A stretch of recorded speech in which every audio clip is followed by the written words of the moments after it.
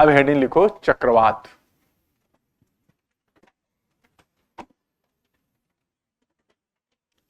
चक्रवात या साइक्लोन।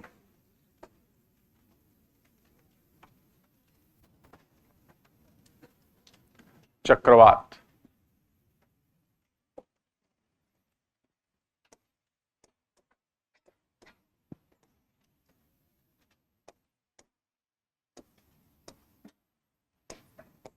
ये क्या है? ये केंद्रीय निम्न वायुदाब केंद्र होते हैं, मतलब अन्य क्षेत्र की तुलना में यहां क्या होगा? Low pressure. फिर क्या है? ये संकेंद्रीय समदाब रेखाओं से घिरे होते हैं, मतलब लगेगा कि जैसे इसी को सेंटर मान करके यहां पे सर्किल क्या किया गया है? ड्रॉ किया गया है। और इसमें वायुदाब केंद्र से परिधि की ओर बढ़ता है। यहां पे लो है तो आगे क्या है? हाई है, यही लिखा है ना। फिर पौने परिधीय उच्च वायुदाब से केंद्रीय निम्न वायुदाब की ओर चक्राकार प्रतिरूप में प्रवाहित होती हैं। तो चक्राकार प्रतिरूप में कैसे प्रवाहित होंगी? तो चक्राकार प्रतिरूप में उत्तरी गोलार्ध में एंटी क्लॉकवाइज और दक्षिणी गोलार्ध में क्लॉकवाइज प्रवाहित होती है। ये दिशा कौन सी है? Anti clockwise. पहले दोनों नीचे बना लो, फिर आगे इस पे हम बात करते हैं।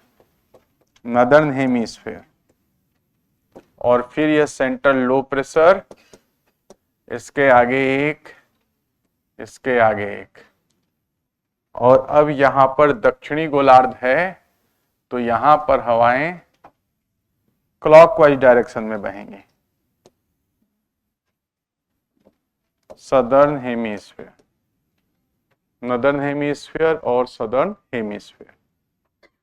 तो एक तरफ एंटी क्लॉकवाइज और एक तरफ क्लॉकवाइज।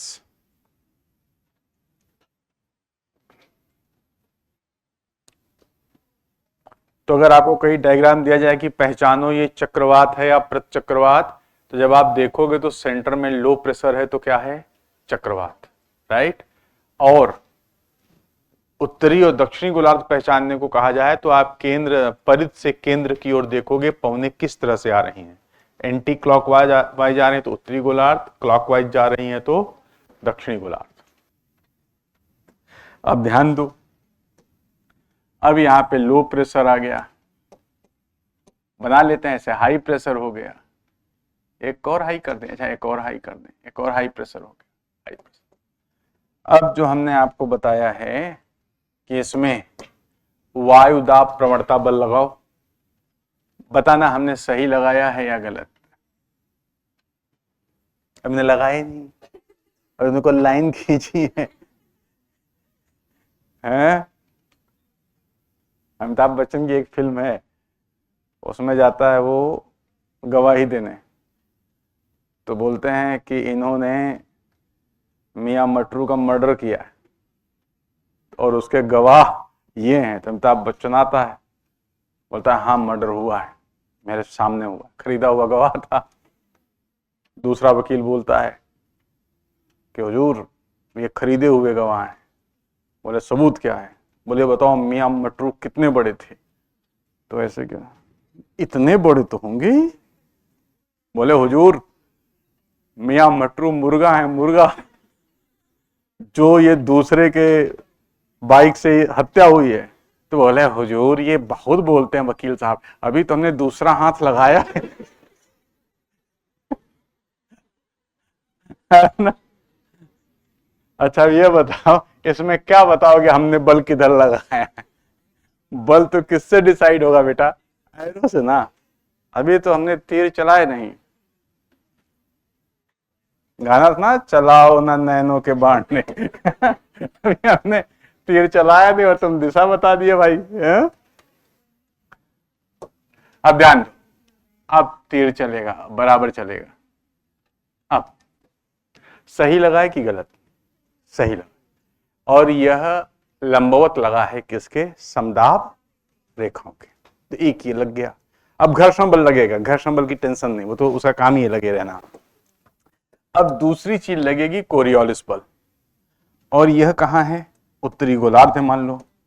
तो उत्तरी गोलार्ध में कोरियोलिस बल सतह पे कैसे लगता है? लंबवत और दाहिने। तो इसमें आप जिधर एरो है, हवा जा रही, उधर आपका चेहरा हो, दूसरी तरफ आपकी पीठ हो, तो ये दाहिना हुआ। तो यहां पे लग जाएगा कोरियोलिस बल और यह एजीएफ। अब जो पवन एजीएफ के सहारे बह रही थी, अब उसके आगे धर्म संकट आ गया। किसकी माने? एजीएफ की माने कि कोरियोलिस की माने? क्योंकि कोरियोलिस इधर लग के जो इसके साथ पवन जा रही है, क्या कर रहा है? खींच रहा है। जैसे कभी तुम पापा के साथ जा रहे हो और 5 दोस्त मिल गए पक्के वाले,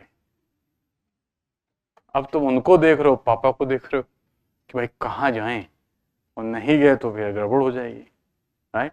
तो आप 2 काम करते हो। पापा सीधे चले जा रहे हैं, तुम पापा से थोड़ा पीछे होते हो, उनको जाने देते हो, और तुम ऐसे घूम के दोस्तों से हाय हाय हाय करके तुरंत घूम के पापा के साथ क्या है निकल जाते हो, राइट? तो वो दोस्त जो दूर खड़े हैं कोरियोलिस बल है, और पापा क्या है? यही है वायुदाब प्रवणता बल, राइट? तो अब यहां कोरियोलिस बल हवा को खींच रहा है। लेकिन याद रखो, पवन कुछ भी हो जाए, वो हमेशा हाई प्रेशर से और लोवेस्ट प्रेशर की ही तरफ जाएगी। ऐसा नहीं हुआ कि हम हाई से हाई की तरफ चले जाएं, नहीं पॉसिबल है। तो जो ये हवा चल रही थी, उस हवा को कोरियोलिस ने खींचा, तो ये खींची, लेकिन अल्टीमेटली घूम के क्या है? लो प्रेशर की तरफ आ गई। तो इस प्रक्रिया में जो वायु है या जो पवन है, वह सीधे न जाके क्या हो रही है? चक्राकार रूप में जा रही है। और इस स्थिति में जो इसकी डायरेक्शन हो जाती है, वो कौन सी है? Anti clockwise. इसी तरह अगर यह दक्षिणी गोलार्ध होता, लेट अज्यूम, तो दक्षिणी गोलार्ध में कोरियोलिस बल बाएं लग जाता। अब यह हवा को फिर खींचता कोरियोलिस, लेकिन हवा लो प्रेशर नहीं छोड़ेगी, तो यहां से हाय हेलो करते हुए वापस आ जाएगी लो की तरफ। तो अब की बार क्या हो गई? क्लॉकवाइज। अब की बार क्या हो गई यहां पर? क्लॉकवाइज। अगर कोरियोलिस न होता तो हवा सीधे जाती और इसको भर देती, कहानी खत्म, राइट? लेकिन कोरियोलिस बल इसे क्या कर रहा है? एक चक्रीय प्रतिरूप प्रदान कर रहा है, ठीक है ना यहां पर, राइट? लेकिन ये सतह पे यह प्रतिरूप होता है। जो चक्रवात होता है, एक हिस्सा सतह पे और दूसरा ऊंचाई पे होता है। तो इसी का एक हिस्सा ऊंचाई पर, बीच में लो, अगल बगल हाई। तो पता है कि 3 किलोमीटर के ऊपर, जैसे यहां ऐसे बना है तो यही चक्कर ऊपर ज्यादा है, तो जो 3 किलोमीटर के ऊपर होगा तो वहां पर कोरियोलिस बल और ये बल दोनों क्या होंगे? Equal and opposite. जब इक्वल एंड अपोजिट हो जाएगा तो यहां पवन समदाब रेखाओं को काट रही है ना, और यहां पवन क्या हो रही है? समदाब रेखाओं के समानांतर। तब इन पवनों को कहते हैं प्रवणता पवने, ग्रेडियंट विंड। अब यहां से ध्यान करो, पहले जब हमने दिखाया था कि समदाब रेखा समानांतर है, समदाब रेखा समानांतर है, तो तब जो पवने समदाब रेखा के समानांतर निकल जाती थी, उनको हमने कौन सी पवने कहा था? भूविक्षेपी। क्या कहा था? लेकिन कई जगह पर समदाब रेखाएं क्या बनेंगी? सर्कुलर। और सर्कुलर समदाब रेखाओं में अगर पवने समदाब रेखाओं को न काटें, समानांतर चक्कर काटने लगे, तो ऐसी पवन क्या कहलाती है? प्रवणता पवन। तो मोटे तौर पर प्रवणता पवन भूविक्षेपी पवन ही है। प्रवणता पवन भूविक्षेपी पवन ही है, केवल उसकी गति चक्रीय हो जाती है, गति चक्रीय हो जाती है। तो जब गति समानांतर हो जाए, सीधे चले, तो भूविक्षेपी, और चक्रीय हो जाए और समानांतर चले, तब हम ऐसी पवन को क्या कहते हैं? प्रवणता पवने या ग्रेडियंट विंड कहते हैं, ठीक है? तो अब यहां पर ये समझ में आया कुछ कि साइक्लोन उत्तरी गोलार्ध में एंटी क्लॉकवाइज और दक्षिणी गोलार्ध में क्लॉकवाइज। अब एग्जाम की तैयारी को और बेहतर करने के लिए हमारे चैनल को लाइक, शेयर और सब्सक्राइब करना ना भूलें।